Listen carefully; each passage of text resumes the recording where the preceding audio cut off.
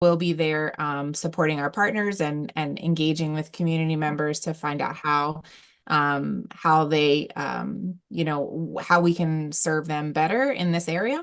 And then also that day, there's an open streets event at Calf Pasture Beach Road, where there will be a bike rodeo and activities for kids to learn more about how to safely walk, bike, and roll around Norwalk in a way that doesn't require a car. So we're excited about all those different opportunities, and it kind of gives an idea for the breadth of public health, right? Because we have environmental health, we have physical activity and pedestrian infrastructure, we have mental health and well-being. So there's a lot of different things, and we're very excited about this season when there's more and more ways for us to get out into the community and work with folks. We hope we see you there. That's my update. Thank you, Chief Daniels. Thank you. So I don't have a lot of updates. I just want to say publicly and on record, I just want to thank you all for the hard work that you all had to go through, and as it relates to the budget process. As I was sharing with Mr. Sutton, Council Member Sutton, I said, I believe our departments are the heart of the city because we really do strive to take care of our most vulnerable residents. As you all know, the city of Norwalk does not have a full comprehensive social service department like other cities or towns around the city. So we strive to do our very best with the resources that have been allotted to us. And I just want to highlight once again the work that we do in the Community Resource Hub, which is our 854-7999 number, where Norwalk residents can rely on their city to help them navigate the variety of resources and services that are offered to them here in the city of Norwalk and the region. And so, again, I just want to say thank you. I know it was very difficult, and I know you all had to make very difficult decisions. But I also want to urge you, as I pointed out, to please visit what we do. I know sometimes council members make decisions without really knowing what our department does. So I extend an open invitation to visit Room 202. You'll see many languages being talked about because our city is a very diverse city. So you'll hear Spanish, you'll hear Haitian Creole. And also we have a language line because we serve any resident in their native language if that's needed. And so with that said, again, thank you. And I just want to thank you again. I know it was very difficult, but also just want to admonish us all to let's not forget the voices of the unspoken who are often not as savvy to speak up for themselves. That's why this department is so critical, whether it's through the health department, our human services department, and of course our library, which is a pillar in our community. So with that said, that's my updates for this evening, and we look forward to going through the agenda items through you, Madam Chair. Thank you, Chief Daniels. The first action item we have is Community Service A. Authorize the Mayor, Harry W. Railing, to execute any and all agreements, documents, instruments, or amendments necessary to apply for and accept the School Readiness Grant, which includes the Quality Enhancement Grant from the period of July 1, 2024 to June 30th, 2025. Chief Daniels? You're muted. I was on mute. I know. I kind of catch myself fast. Hi, Carol. Can you hear me? Yep. Good evening. I'm here. Evening. Please introduce yourself and can you speak to this item? Sure. I'm Carol Carazelli. I am the School Readiness Liaison for Norwalk Public Schools. And I work with the community, the early childhood programs that receive school readiness state funding. And this supports 3, 4, and 5-year-olds. And we have 636 total school readiness spots in Norwalk, and that is throughout community programs, big and small, as well as some located in the public schools. And we are asking for Mayor Harry W. Railing to execute any and all documents necessary to apply for and accept the School Readiness Grant, which includes a School Readiness Enhancement Grant for the period of July 1, 2024 to June 30th, 2025. And this grant is for 6 million, just had it right in front of me, 6,256,000 And the quality enhancement is 37,688. And Carol, this is an annual grant that we do every year, correct? Correct. It is each year, and I believe it's been since 1998. Yeah, so just for those that were new, just want to let them folks know this is an annual grant that the funding comes through the city as a fiduciary, then it gets dispersed for our little ones. Thank you, Carol. Yes. Does any of my council colleagues have any questions for on this item? Councilperson Dewan Wiggins. Hey, thank you, Madam Chair. So for this award, because I don't see much information on the agenda about this. I know you said it's a grant that's annually, but I'm just trying to figure out why is it not, laid out in the agenda like what it is. I don't know if that's an error or how much it is and so on and so forth. Like the other. Are you asking for the backup information, Councilperson Wiggins? Yeah. Okay. Chief, can you speak? Go ahead, Carol. Oh, yes, I did share some basic highlights, but perhaps I'm not sure if it was shared with everyone. But the school readiness provides affordable, high quality early care and education services in high need communities that help young children prepare for kindergarten. NORC has been part of the school readiness since it began in 1998, and it has a total of 636 spots. This is a combination of full day, full year. So there's 520 full day, full year, and there's 116 school day, school year. The program funds spaces for children ages 3, 4, and 5 who aren't yet eligible for kindergarten. And 60% of the children enrolled must be at or below 75% of the state median income, and families must be a resident of Norwalk. So basically, this is helping to create quality early child care at an affordable cost for families. And it's a 60-40 split. So every program has to have 60% of the families have to be at or below the state median, and 40% can be above. And this is calculation is given to us. It's guided by the OEC, the Office of Early Childhood. This is where the grant stems from, and also just whatever that year the current, SMI might be. So I'm happy to answer any questions, but I'm not sure if there's really more specific information I can give. The only other thing I can add is that all programs must be accredited by the National Association of the Education of Young Children. That is a national organization, and they come in and evaluate and look at programs. They look at curriculum, they look at staffing, credentials, how the program is run. That includes parent engagement. And all programs have to pass this accreditation. Plus, they all have to be licensed. Trying to think of what else might be helpful information, but I am open to any questions. Well, Thank you.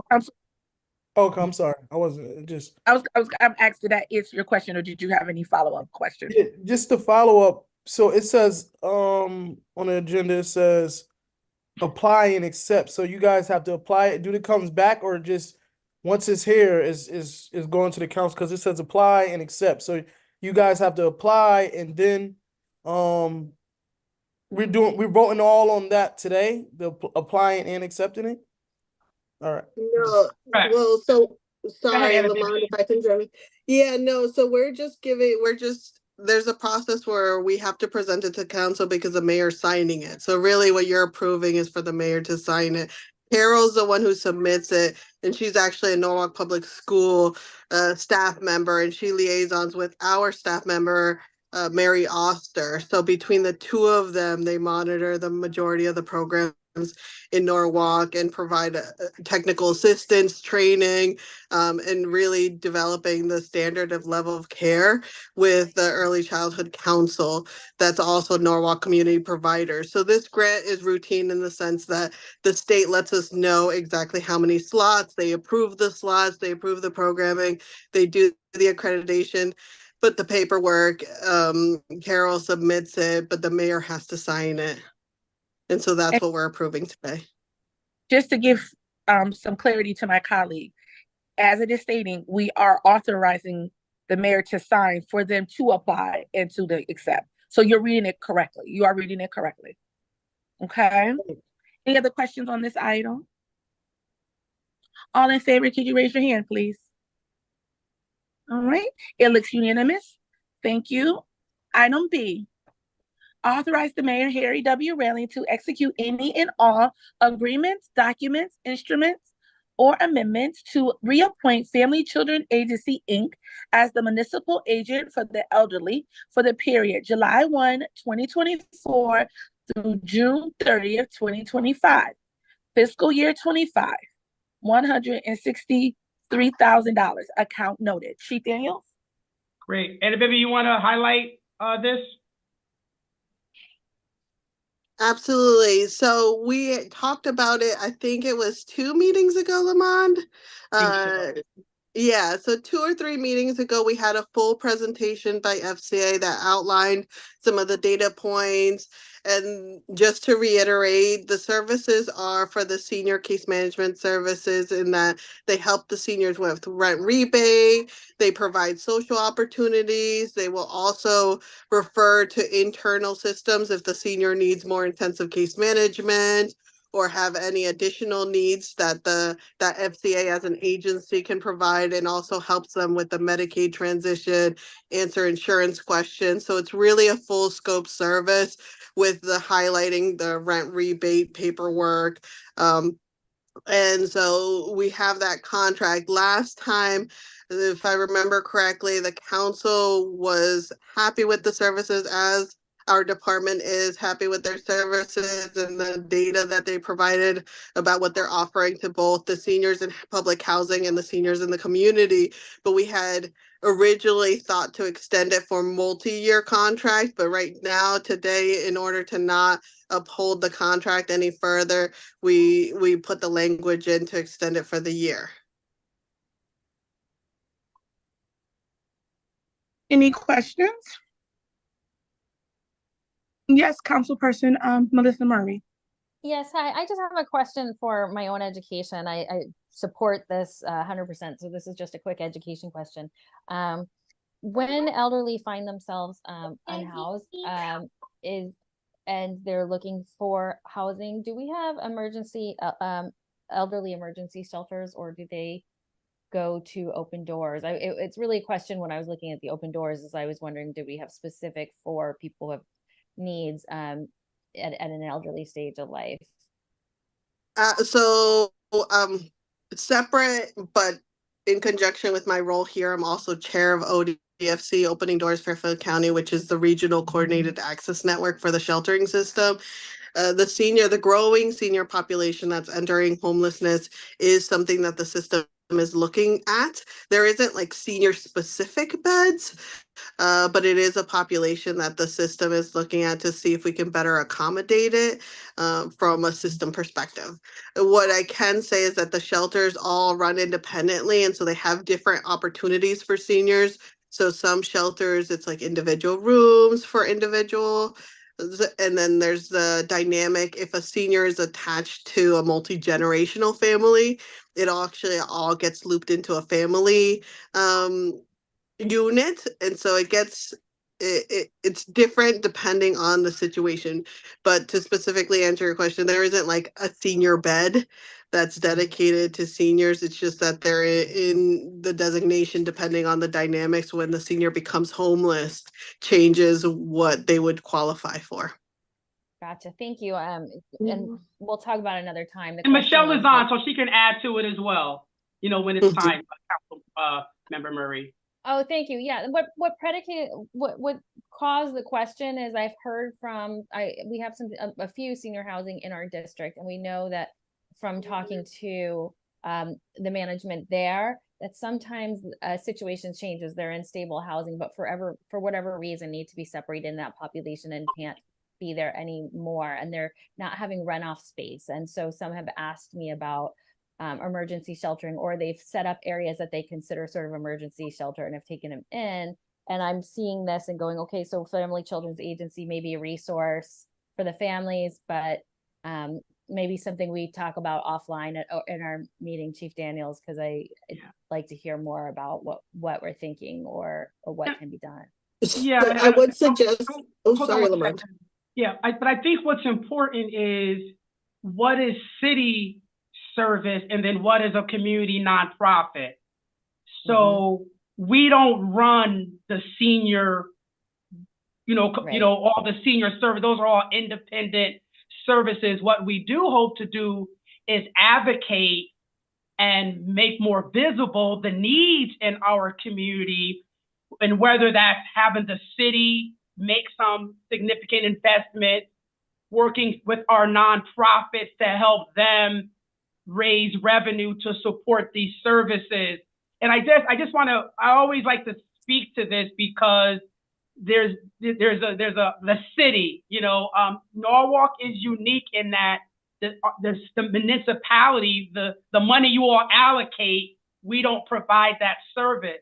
I think it's also important, there's a state statute of why we do have to identify a municipal agent for the elderly. So that's a mandated state statute that the municipality shall identify a municipal agent for the elderly. And in addition to Anna Vivian's point, it is around rebate, but it's really around low-income seniors. They have a place to go to where someone can help them figure out what's available.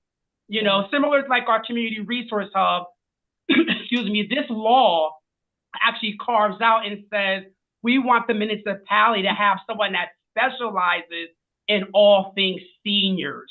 So FCA bidded for this, and they were chosen as the city's agent for the elderly. To end of this point, they help with our rebate, which is kind of our city program, but they also provide these intensive case management services, to your point, to help families and seniors figure out what's available. But I'll have to say that, we can only figure out what's available if it's available, right?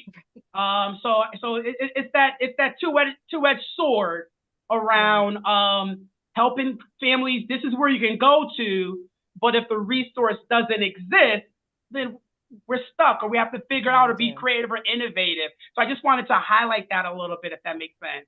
Yeah, it does. I'm glad you did, because I have a feeling that some of the senior services are offering it, as you're saying, because it's not available. They're sort of offering it as like a side gig, but maybe they should get that information over to Children's Agency if they are doing that. And then there's the other point where they've talked to me about how do they get paid for this, because it's that's the $1 million question. Yeah, I'm just like everybody wants to get paid. Yeah. So you helped me understand where we are. So thank you. I appreciate both of your time on that. Sure. And looking forward to talking with you again. Yeah, me too. You're muted. You're on mute, Nicole. Chairman Nicole. I should have heard the pleasantness of my voice. It was wonderful. Okay. Councilperson Wiggins, you have a question? Yeah, so this funding is really specifically going towards, just like you said, Lamont, just for the resources. So it's not providing any resources, just to basically do case management work. You're muted. Lamont, you're muted. And you may know this better than me. So because FCA also, in addition to their nonprofit mission, they are a nonprofit. The city has contracted them to be our vendor. So the seniors, which is why we chose them, the seniors now have access to their services, because they also provide senior services, mental health counseling, and the other services. Like Anna Vivian said, they presented almost 2 months ago. So please forgive me, I don't know all the different services. So they have a dual role. They are the city's municipal agent, case management, but then they can then case manage the seniors into their array of services that they provide as an independent nonprofit providing senior services. I do just want to also add that FCA has been expanding their senior services and their specialized senior services. So the city did make this investment and they have this contract, if you all approve it, to extend it for the next year. And it's a beginning point, so all seniors can get referred over to them. They start the process, they do an assessment with them, but they also received now DMIS funding to provide intensive case management for seniors that have substance misuse issues, along with behavioral health concerns, mental health concerns. And they also provide a third program that's intensive senior case management that can provide homemaking, companionship.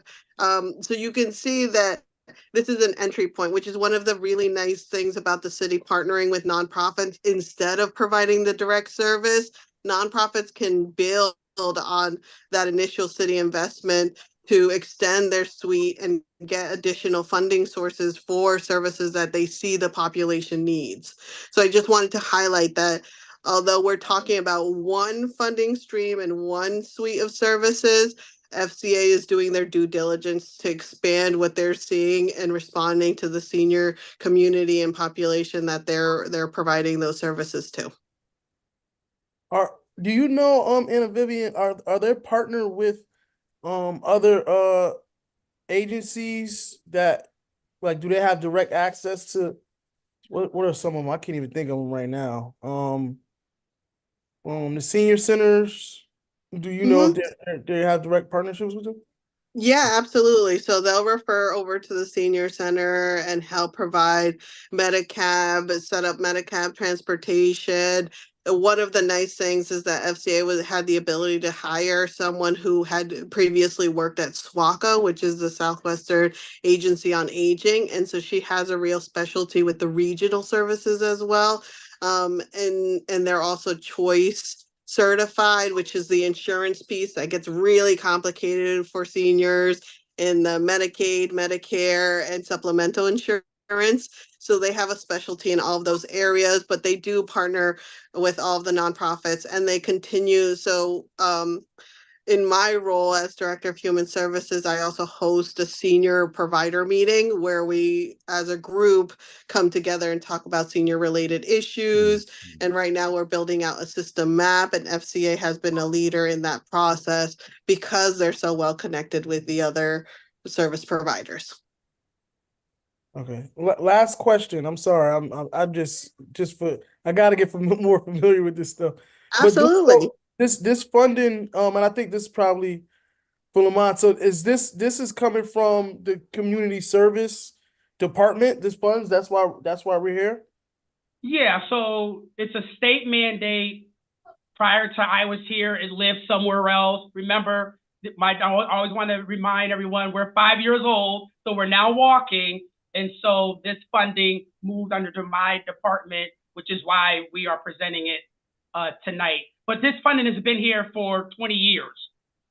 We now kind of, under Anna's leadership, we're kind of being more specific around how we want you to use it, as opposed to just providing the service. And so to Anna Vivian's point, we get better at it every year, fine tuning how we want to use the money based on our own expertise and knowledge of our senior community, advising how our vendors, if you will, use the funding that they get from the city.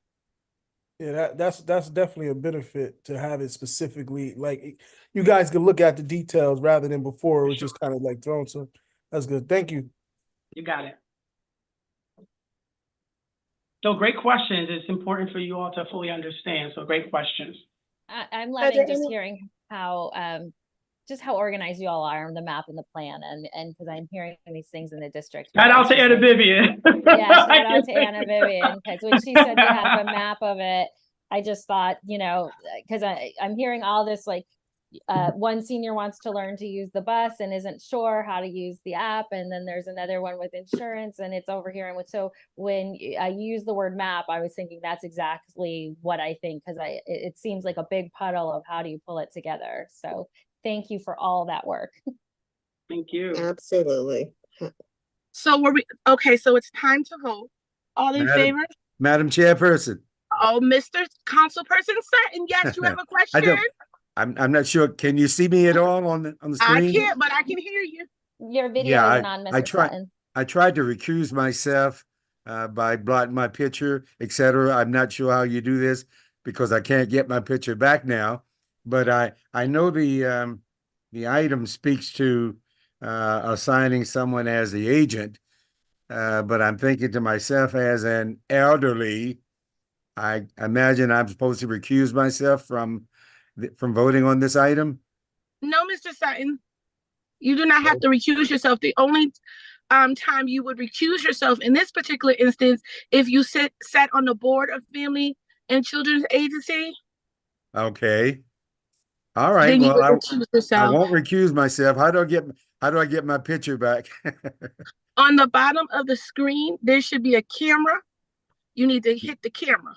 Yes. The camera icon. Hit the camera icon. There you go. Oh, wait. Hit it again. What did I do? You hit it again. I don't know, but hit it again. No, don't touch it. I see you. Don't touch it. You're lying in color. All right. So I could have been on the whole production then, I gather. Okay. Okay. On this item, all those in favor, please raise your hand. Okay, it is unanimous. Thank you. The next item. Why can't I read it? It says, authorize the. Now I'm having computer problems. Cancel. Madam Chair, would you like me to just read it to start it off? Yes, please. Okay. Authorize the mayor, Harry W. Rilling, to execute any and all agreements, documents, instruments, or amendments as may be necessary with Open Door Shelter, DBA Open Doors, located at 4 Merritt Street, Norwalk, Connecticut, 06854, in the amount of $92,000 to provide shelter services to persons experiencing homelessness for Norwalk residents, beginning June 1st, 2024 to May 30th, 2025, account noted. Thank you, Council Person Murray.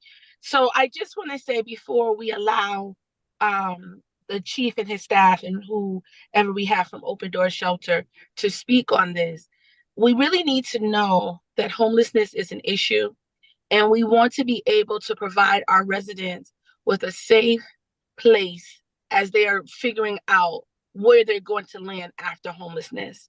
Most recently, I have tried to assist a resident to get housed who is homeless.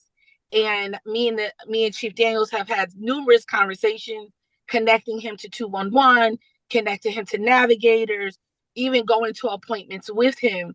And it's been about 3 months and we still don't have a bed. So this is a necessity to secure beds for Norwalk residents. Chief Daniels. Thank you. And this actually connects to our earlier discussion, in particular, for some of our newer council members. So the city of Norwalk has a long-standing commitment to supporting individuals experiencing homelessness within our community.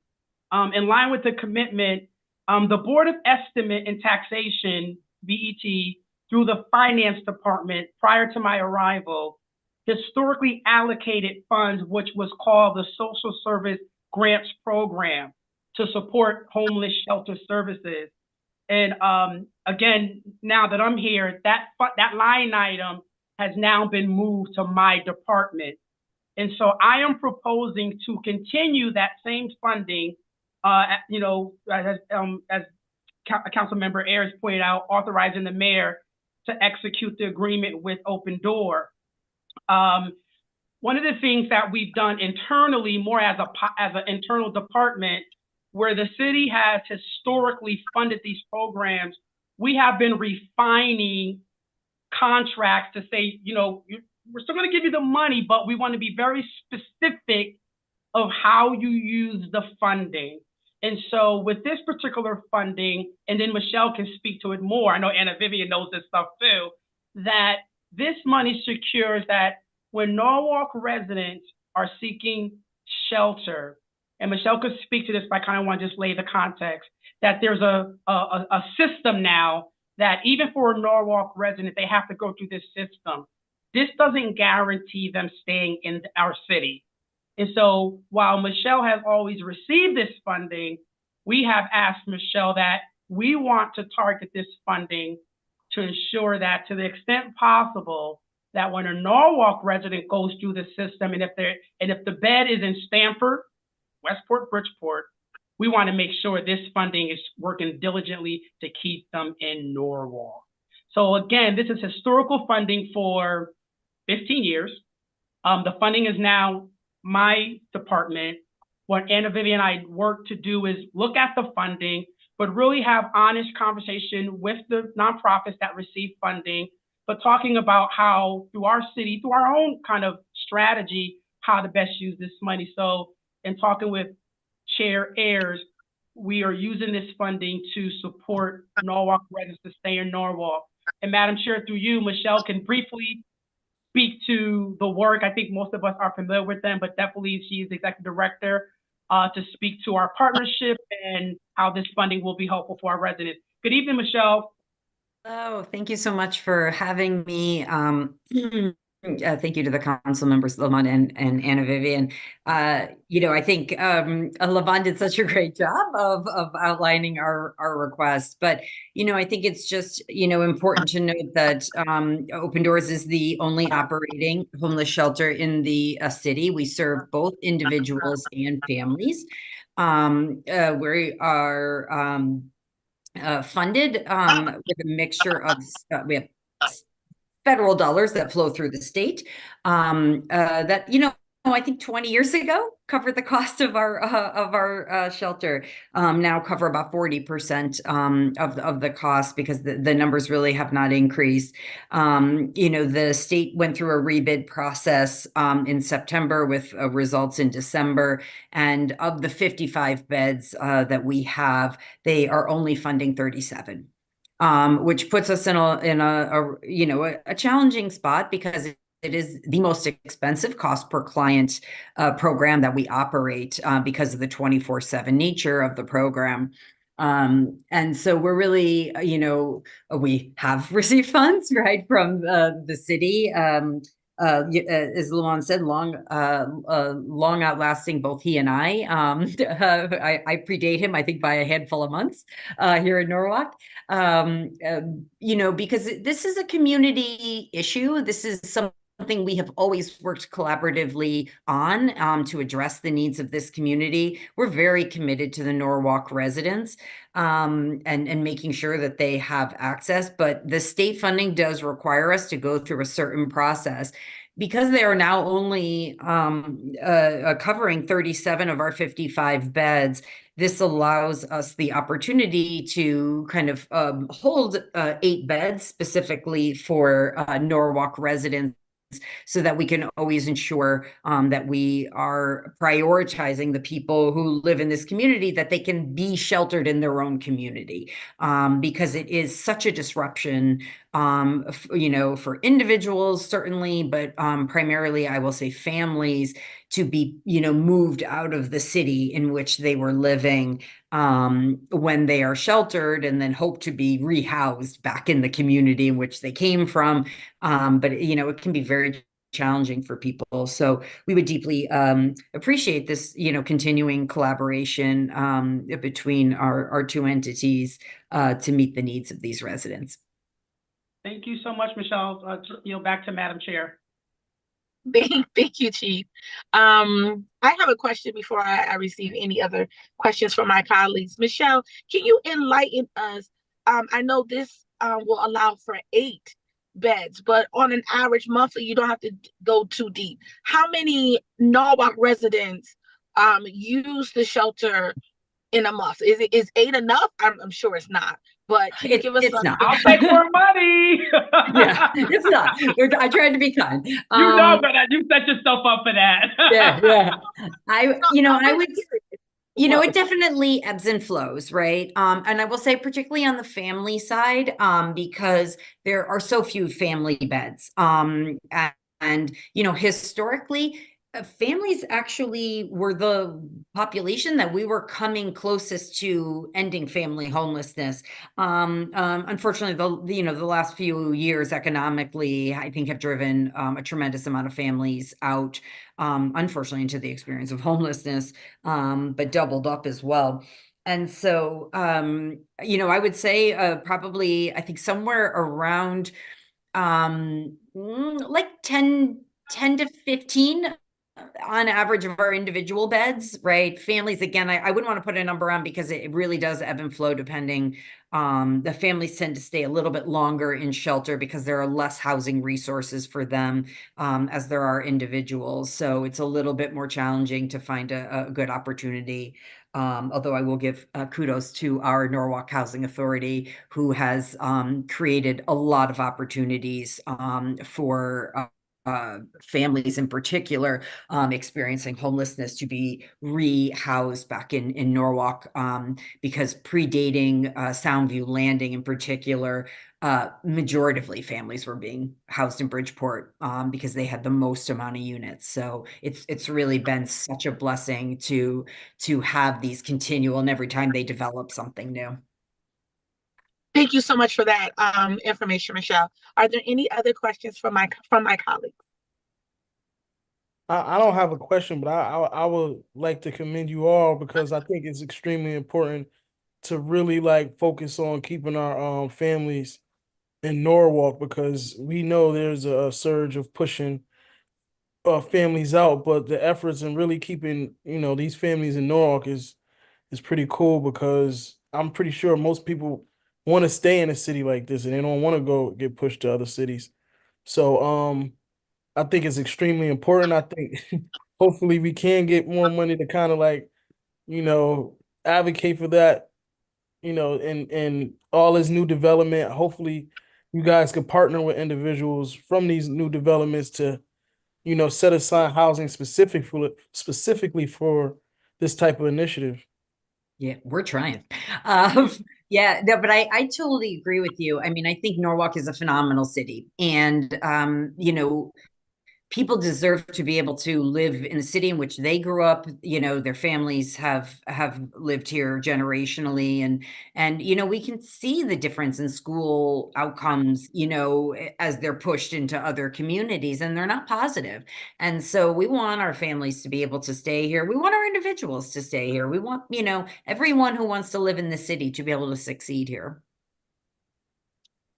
Thank you. Seeing no other questions from any of my colleagues, all those in favor of this item, please raise your hand. Unanimous. I love it. I love it. Thank you, Michelle. Thank you so Thank much. you. Thanks, Michelle. Everyone You can always sign does off, that and with my Carol, you name. can sign off too if you want to. I see you still there too, Carol. You're welcome to sign off. Thanks. Oh, yes. I'm sorry. I should have said that. I apologize. Okay, we're moving right along then. The Health Department, item A, authorize the mayor, Harry W. Railing, to execute any and all agreements, documents, instruments, or amendments with Fairfield University as may be necessary to allow for students in the university's graduate and undergraduate programs to be placed at the Norwalk Health Department for internships and student learning opportunities. Chief Daniels? I hit the wrong button. So we have Teresa Argandesi, our Assistant Director of Health for Community Health and Education. Teresa, I just gave you a new title. I love it. I love it. It's been a while. She's here to speak to those items, Madam Chair. Thank you. Thank you, Madam Chair. Thank you, Chief Daniel. So the Health Department works really closely with a lot of our academic partners to bring students in for experiential learning, internships, fellowships, capstone placements, and some of those universities do require a written agreement. And so we're asking for authorization to renew an agreement that we had in place last year, and I'm bummed that I didn't catch it. It was only a 1-year affiliation agreement. And so we're hoping to get more of these in place and make them a little bit longer term so that we can continue to place students here at the health department. Okay, I see Councilperson Melissa Murray. Yes, my question was just to make sure it's broad enough, because I think this is a wonderful program and I'm super excited about it. But I noticed in the language in the contract that it stated specifically for public health. I'm wondering for fields like health communication advocates, or there's a program at Fairfield University that's a certificate of social workers who work with the LGBTQ+ community. Was our language broad enough to be expansive to those programs? And then my Thank second you. question, sort of same thing, was our language in the contract broad enough to not just encompass internships, but maybe service learning opportunities?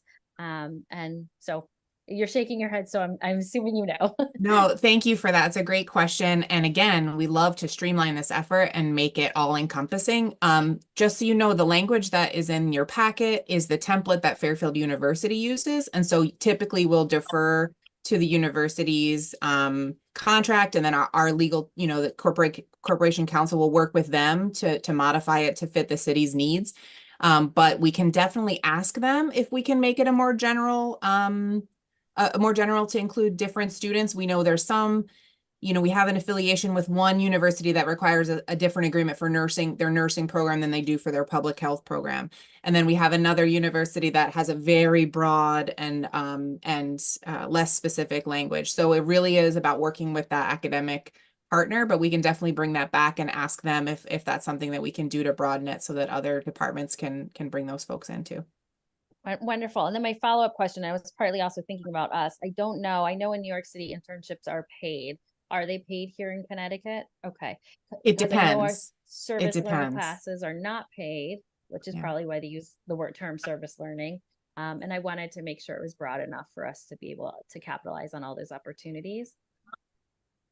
So, and I just want to say, I mean, I have been in Fairfield University classes with the nursing and students, the health communication students, and it gives me such joy. I think it gives me so much hope in the world that these wonderful people will be who is serving us someday. So I think it's great, and I would love to see them around the health department more. Thank you. Thank you for that feedback too. Are there any additional questions? Yes, Councilperson Wiggins. I've been talking a lot today. This is not like me. But I'm just usually only it's similar to the other ones. Usually we have, numbers added to this. Is there a budget?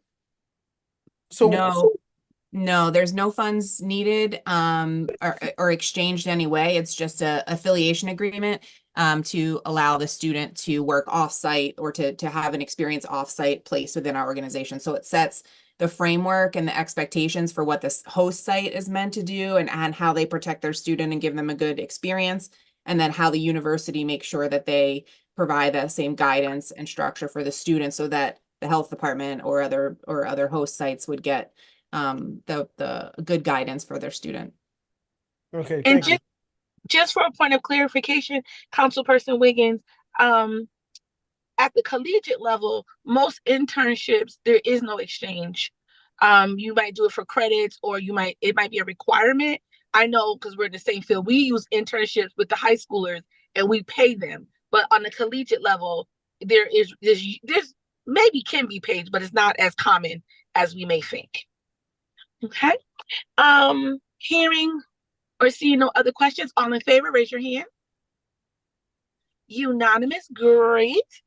Let's move right along. Item B under the health department, authorize the mayor, Harry W. Railing, to execute any and all agreements, documents, instruments, or amendments with the American Heart Association as may be necessary to allow for the Norwalk Health Department to help distribute automatic blood pressure cuffs and educational materials at partner organizations and locations throughout the community. Chief Daniels? This is still Teresa, so we'll refer to our Assistant Health Director. Thank you, Chief Daniels. So we have a great relationship with the American Heart Association. We do a lot of work with them on different programs, and they approached us because of some of our chronic disease screening and prevention programs, and said that they had this opportunity to provide communities with blood pressure cuffs, similar that an Omron cuff that you can put on yourself and measure your blood pressure at home or off-site, and not necessarily at the doctor's office. And they felt like it was really important to make sure that the cuffs are placed in strategically throughout the community with good community partners who had, who community members had access to. And so they came to the health department to say, can you help us determine the best places and work on arranging for these blood pressure cuffs to go out into the community. And then the exciting part about the partnership, in addition to free blood pressure cuffs for our community members, is that they'll work really closely with us on the educational materials and the information that will go with those cuffs, so that when a person takes a measurement, they understand what it means, and understand the importance of connecting with a healthcare provider if they have any concerns, and things that they can do in their everyday lives to manage their blood pressure and make sure that it doesn't increase over time. And there's no funding exchange in this process at all. It's the American Heart Association's partnership agreement for this particular program to allow us to receive the blood pressure cuffs and then work with our partner agencies and organizations to get them out to the community. Wonderful. Any questions? Okay, all in favor, raise your hand. Unanimous, great. And our last action item is authorize the mayor, Harry W. Railing, to enter into a contract with Daydream Communication in an account not to exceed $35,000 from grant account number noted for the development and implementation of a regional public health communication campaign. Teresa, is this you too? Yes, It is. It is. Thank you so much, Madam Chair. So the health department here in Norwalk, along with most of the other local health departments throughout the state, last year received some funding to supplement our vaccination services, both in the delivery of vaccine and the provision of vaccine to the community, but also in a specific carve out for media and communications around increasing awareness about where people can go get vaccinated if they're interested.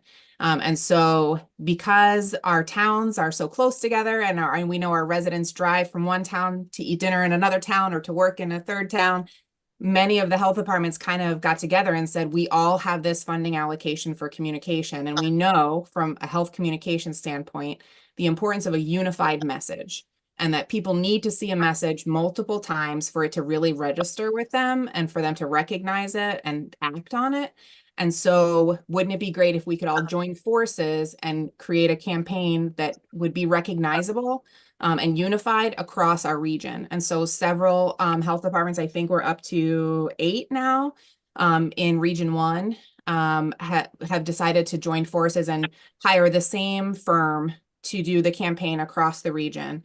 And we talked really specifically about making sure that there's a unified message and that the materials look the same, have the same feeling and the same evidence-based information, but that in our individual towns, we can make sure that they are customizable and able to be targeted specifically to the needs of our individual communities. So recognizing that it's important to have a unified message, but that all of our communities are a little bit different.